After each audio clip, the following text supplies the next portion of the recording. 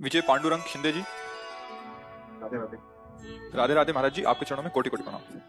महाराज जी, ये प्रश्न बहुत दिन से मेरे अंदर चल रहा है। महाराज जी, मैं जब भी घर से बाहर निकलता हूँ तब मनुष्यों के अलावा जितनी भी योनि पशु पंछी उनको देखता हूँ तो मेरा हृदय जलने लगता है। उन्होंने खाना खाया कि नहीं, जब भी मैं खाना खाने बैठता हूँ तो उनके सभी के चेहरे आते हैं जिनको मैंने देख के आया हूँ। हाँ, वैसे आपकी भावना को प्रणाम है। बड़ी पवित्र भावना है जो आप तुम पशु पक्षियों के खाने के लिए सोच रहे हो, तो प्रणाम योग्य भाव है नहीं? आजकल तो लोग खाना खाने में देखते किस पशु का है इसमें। प्रायावृत्ति बिगड़ती चली जा रही है। इन कोमल पशुओं की हिंसा करके उनको रांध के हाँ बड़ी पार्टी समझा जाता है पशुओं के मांस का। ये तो बड़ी कृपा है आपकी। आप जब खाने बैठते हो तो आपको पशुओं की याद आती है कि वो खाए कि नहीं खाए। पर अब हम आपको बता रहे हैं कि आप जिनके अंश हो, आप अंश हो, एक चिंगारी हो, वो संपूर्ण जगत का अनंत ब्रह्मांडों का परमात्मा है, वो किसी को भूखा नहीं रखता है। एक बार वीर शिवाजी, छत्रपति शिवाजी समर्थ गुरु स्वामी रामदास जी के पास गए और कहा, गुरुदेव आपकी कृपा से ये जो अकाल पड़ा था इसमें किसी को भूखे नहीं रहने दिया, पूरा खजाना खोल करके सबको। तो उनका एक हथौड़ा उठाओ, आओ। वैसे चट्टान सी थी पत्थर की, बोले तोड़ो इसे। तोड़ा तो मिट्टी में दबे हुए मेढक थे, तो हास्ट पुष्ट एकदम। बोले इनको खवाया? बोले नहीं गुरुदेव। बोले कैसे बोल दिया कि अकाल में सबका भरण पोषण किया? सबका भरण पोषण करने वाला वो समर्थ प्रभु है, तुम्हें एक निमित्त मात्र बना दिया है, वो सबका भरण। कोई कोई पशु है कि कुंतल कुंतल मांस उनको चाहिए, एक एक कुंतल, ऐसे है ना इन सब अजगर आदि, उनको ऐसे भगवान उनको देते, उनका पेट भरते हैं। किसी को 2 चोंच चाहिए तो वो जल दे देते, अन्न दे देते, वायु दे देते, जिसको जो चाहिए। अभी थोड़ा अल्पज्ञ है इसलिए हमको ऐसा लगता है वो अनंत ब्रह्मांडों का भरण पोषण कर रहा है, वो स्वामी है सबका, वो महामहिमा में है। उसकी तरफ सोचो कि जैसे वो हमें थाल दे रहा है भोजन की, ऐसे अनंत ब्रह्मांडों का भरण पोषण, जिसको आप देख नहीं सकते, जिसको आप सुन नहीं सकते, वो भी ऐसे जीव है सृष्टि में आप नहीं देख पाएंगे, उनका भी भरण पोषण कर। वो एक छोटे से छोटे अणुअणियान महतो महियान, वो छोटे से छोटे जीव में भी आराम से शयन किए हुए है। बड़े से बड़े में सबसे बड़ा वो, हम जितने सब हैं अनंत ब्रह्मांड, उनके रोम कूप में वास करते हैं। दिखरावा माते तीन अद्भुत रूप अखंड, रोम रोम प्रति लागे कोटि कोटि ब्रह्मांड, ब्रह्मांड निकाया निर्मित माया, रोम रोम प्रतिवेद गए। ऐसे भगवान सबका भरण पोषण, जैसे माँ की गोद में बैठा हुआ बच्चा ना, ऐसे अनंत ब्रह्मांड विराट भगवान की गोद में बैठे, वो सबको ऐसे देख रहे हैं जैसे गोद में बैठे हुआ बच्चा को पता है ना भूखा कौन है, प्यासा कौन है, सब ऐसे भगवान सबको देख रहे हैं। सबका भगवान कर्म के अनुसार हिसाब किताब कर रहे हैं। जो चीजें हमारे माता पिता की प्रॉपर्टी से वो सब फ्री है। वायु, जल, तेज, देखो सूर्य, तो थोड़ी देर लाइट जलती बिल जाता है, पूरे विश्व को प्रकाश दे, कोई बिल देता है सूर्य भगवान का? पृथ्वी में वास कर रहे, जल वायु सब फ्री मिल रही नहीं, भगवान की तरफ फ्री। अब जो हम चाह करते हैं तो उसमें योग्यता है। आपके पुण्य कितने हैं, आप किस योग्य हैं, वैसे पद मिल रहे हैं, वैसे सुख सुविधाएं मिल रही। आप पाप कर्म किए वैसे दुख मिल रहे हैं, वैसे दुविधाएं मिल रही, विपत्ति मिल रही, वगैरह। जो भगवान की तरफ से सब फ्री है, कोई भी जीव भूखा नहीं रहता। हाँ, अब उसने ऐसा कर्म कर दिया, ऐसे अपराध कर दिए, फिर वो दंड रूप मिले। मनुष्यों को भी तो मिल जाता है जेल में, अब जो मिले सुखाओ, जैसे रखा जाए वैसे रहो, नहीं तो स्वतंत्र अगर अच्छे कर्म करो तो आप देखो कोई भूखा नहीं, कोई भूखा नहीं। सबको कहीं न कहीं से भगवान कोई चल के दे आता है, कोई चल के ले आता है, और जिसकी कोई व्यवस्था नहीं तो आप रूप बदल कर जाते हैं, पवाते हैं, हाथ जोड़कर प्रणाम करके पवाते हैं, बहुत दुलार करते हैं। वो आदमी समझ नहीं पाता कि कौन आया, तो उसको लगता कोई भगत आया, तो भगत नहीं आया था, जगत का मालिक आया था कि मेरे बच्चे तुम भूखे नहीं रह सकते। पक्का भरोसा हो या ना हो तो भी नहीं भूखा, ये भूखे मर गया ऐसा नहीं कह सकते, ऐसा नहीं कह सकते। वो विश्व का भरण पोषण करने वाला, किसी को भूखा नहीं। तो इस बात से आप निश्चिंत रहिए, पूरी सृष्टि उसकी है। प्रश्न ये था कि जब मैं खाना खाने बैठता हूँ तो सारे पशुओं, जानवरों की, पक्षियों की मेरे को मतलब चेहरे दिखाई देते हैं, तो मैं खाना खा नहीं पाता हूँ, हृदय में जलना शुरू। नहीं, अब इसमें समझो, आप बात समझो, ये अभी कोई ज्ञान थोड़ी हो गया, या ज्ञान की ही तो दशा है ना इसमें। हाँ, इसी को निवृत्ति करना है। उनमें सब में भगवान को देखो, सब रूपों में भगवान ही है ना, वो सब भगवत स्वरूप है, तो तुम्हारा कल्याण हो जाएगा। एक पशु के ही प्रेम में महाराज भरत अगला जन्म हिरण का हुआ था, पढ़ा है तो सुना कि नहीं सुना? नहीं सुना होगा।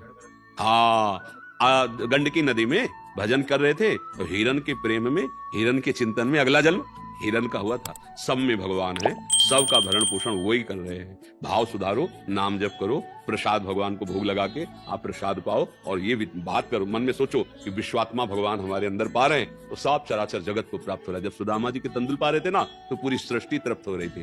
जब दुर्वासा जी को दुर्योधन ने प्रसन्न कर लिया चातुर्मास्य में, तो वो चाहता था पांडवों का विनाश, तो पांडवों ने एक सूर्य की बटलोई प्राप्त की थी, सूर्य जी को भजन तपस्या के द्वारा, कि जब तक द्रौपदी जी नहीं पाएंगे तब तक उस बटलोई से जो व्यंजन चाहो, सब पदार्थ निकलेंगे, जितने को पवाना चाहो पा सकते हैं, पर द्रौपदी जी पाले तो फिर उसमें कुछ नहीं निकलेगा। वनवास था 12 वर्ष का, तो दुर्योधन दुशासन ने दुर्वासा जी को प्रसन्न करके कहा कि आप हम पर एक कृपा करें। तो कहा, बोलो। बोले जिस समय द्रौपदी जी पाले उस समय आप चले जाना अपने 60,000 शिष्यों के साथ, हमारे भाई का स्वागत स्वीकार करना महाराज युधिष्ठिर का, यही हमारी इच्छा है। क्योंकि जानते थे जहां जाएंगे और भोजन की व्यवस्था होगी तो साफ मिलेगा, नष्ट हो जाएंगे। वो गए ठीक उस समय जब द्रौपदी पाकर बटलोई पवित्र करके रख दी थी माज के। अब किसी गृहस्थ के यहाँ अगर संत आते हैं तो बनता है महाराज प्रसाद पाइए, आइए। तो ये तो धर्मराज है साक्षात, प्रणाम किया, अर्घ्यपाद्य अर्पित किया महाराज। तो उनका हम स्नान करके आते हैं, आप तैयारी कीजिए। 60,000। और द्रौपदी से पूछा तुमने पा लिया? बोले हाँ, पाके पात्र मार्जन। वो शोक मग्न होगा क्या? 60,000 के लिए तो फल फूल भी हम इकट्ठा नहीं कर पाएंगे, बटलोई से होता चल जाता। अब द्रौपदी ने पा लिया, बचा नहीं। तो द्रौपदी ने कहा मूर्छित क्यों हो गए? तो उन्होंने बताया ये कहा तुम एक बटलोई को, अरे जो अनंत ब्रह्मांडों का भरण पोषण करता है, तुम्हें उसकी याद नहीं आई? पुकारा श्री कृष्ण, पीताम्बर फहराते आ गए। कृष्णा, द्रौपदी मुझे भूख लगी।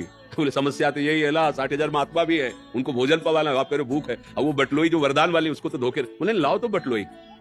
एक सीत निकाला, कर तुम अकर तुम अन्यथा कर तुम। पहली बात तो सूर्य का वरदान था कि द्रौपदी के पाने के बाद उसमें कुछ नहीं बचेगा, तो सीत कैसे बच गया? दूसरी बात, कोई भी पवित्र भाव रखने वाली आप पात्र को जूठा कैसे रख देगी? कुछ में लगा रहेगा। द्रौपदी जैसी वो भला पवित्र पात्र रख देंगे धुला हुआ, लेकिन कर तुम अकर तुम अन्यथा कर तुम। एक सीख से एक सीत निकाला और ऐसे का विश्व पूरा तृप्त हो गया। जा बुला लो। दुर्वासा जी जितने ऋषि थे सब यहां से भरे थे। जब गए बुलाने के लिए महाराज, तो उनका वरदान ले लो हमसे, हमारी एक कवल खाने की इच्छा नहीं है। समझे आप? वो एक सीत पाले तो पूरा विश्व तृप्त हो जाता है। तो जब आप पावना तो भावना करो, वो कृष्ण हमारे हृदय में बैठा है, हम उसको पवा रहे हैं और उसके द्वारा सारे विश्व का भरण पोषण होगा। ऐसी भावना से आओ। ऐसे देखो, भाव पवित्र है पर अज्ञान युक्त है, इसको और निर्मल बनाओ जिससे आपको परमानंद की अनुभूति हो जाए। प्रभु के सिवा कोई नहीं है, ये आखिरी स्थिति होती है जानना। पर अभी ये जान लो कि प्रभु सबका भरण पोषण करते हैं। आपकी दयालुता का स्वभाव है, तो संतों ने कहा दया बिना साधु कसाई, और दया करी तो आफत आई। बहुत होश में दया को संभालना है। दया बिना साधु कसाई, और दया करी तो आफत आई। बीच का मार्ग निकाल लो। बीच का क्या है? वो दया जिसमें भगवान की याद चली जाए, वो फंसाने वाली है, और जिसमें भगवान की याद बनी रहे वही दया मंगल करने वाली है। सब में वही उसी का रूप समाया, चराचर जगत वही बना हुआ है। भाव में आओ तो दुख मिट जाएगा। समझ रहे आप?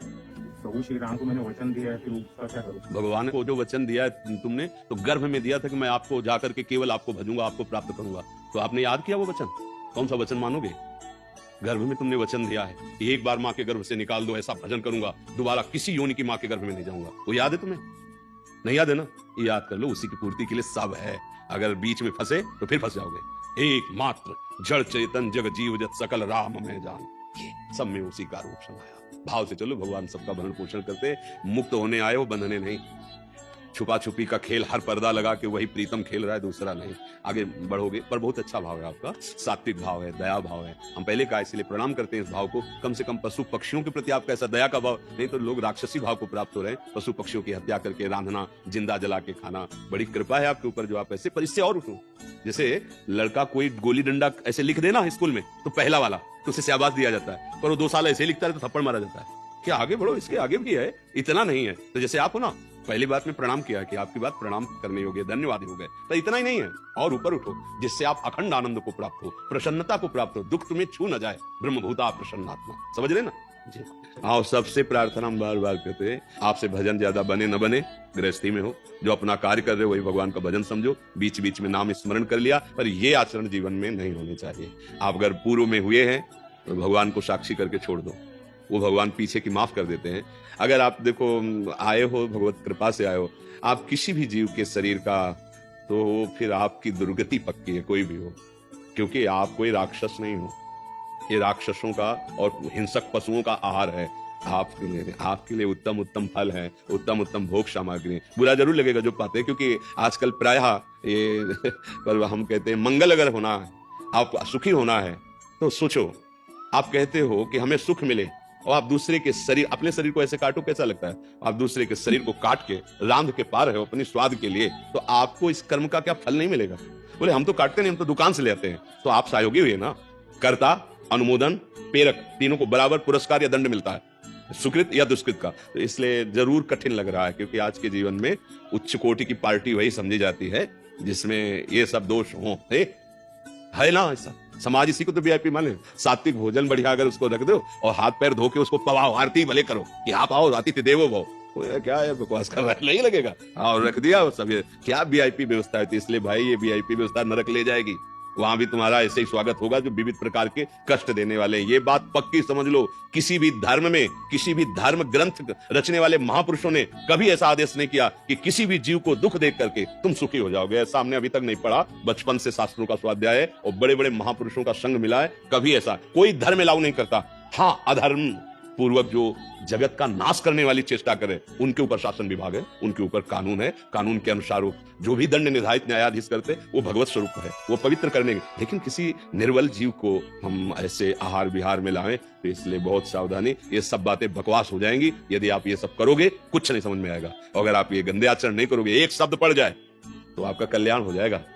ये कोई भी पद टिकाऊ नहीं है, आज है कल नहीं रहेंगे। ये शरीर टिकाऊ नहीं है, ये संपत्ति टिकाऊ नहीं है। जब शरीर छूटेगा सब छूट जाएगा, आपका किया हुआ कर्म आपके साथ जाएगा। इसलिए प्रार्थना है हो उसमें कोई ऐसा कर्म न बन जाए जो हम इतना चढ़ नहीं आए, मनुष्य योनि में आ गए। अब हम ऐसी, जैसे आप अच्छी अवस्था में जी रहे हो, अब उससे नीची अवस्था में गिर के जीना अब आपके लिए दंड होगा।